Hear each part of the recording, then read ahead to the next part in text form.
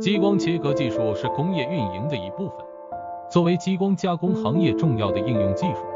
激光切割比其他切割方法更加高效，更高的切割精度。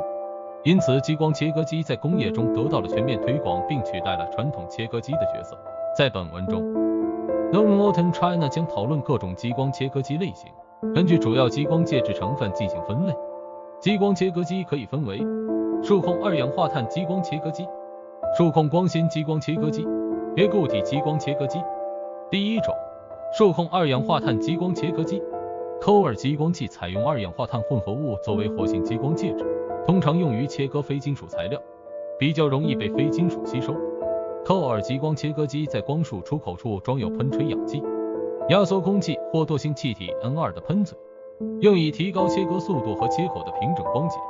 COER 激光器发出的光是人眼无法察觉的。激光危害等级分4级。COER 激光属于危害最小的一级，功率都在2000到4000万之间的 COER 激光器，能切割25毫米以内的不锈钢、碳钢等常规材料，4毫米以内铝板，60 mm 以内的亚克力板、木质材料板、PVC 板，且在切割薄板时速度很快。尽管 COER 激光器能够处理某些金属，但 COER 激光器通常是非金属元素的理想选择。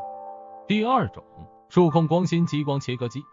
光纤激光切割机是激光技术的未来趋势，适用于钣金加工、广告牌 logo 制作、厨房用具加工、灯饰五金加工、眼镜加工、机械零件等行业。光纤激光切割机比 COER 激光切割机更加高效，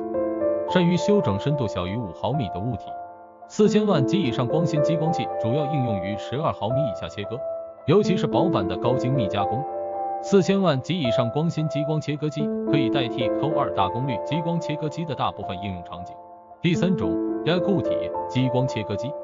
液固体激光切割机具有波长短、聚光性好，适于精密加工，特别是在脉冲下进行孔加工最为有效，也可用于切削、焊接和光刻等，能切割铝板、铜板以及大多数有色金属材料。这些刀具可以加工合金、玻璃纤维、硬木和聚合物，主要应用场景为8毫米以下切割。对于加工要求不是特别高的钣金制造、家电制造、厨具制造、广告装饰等行业，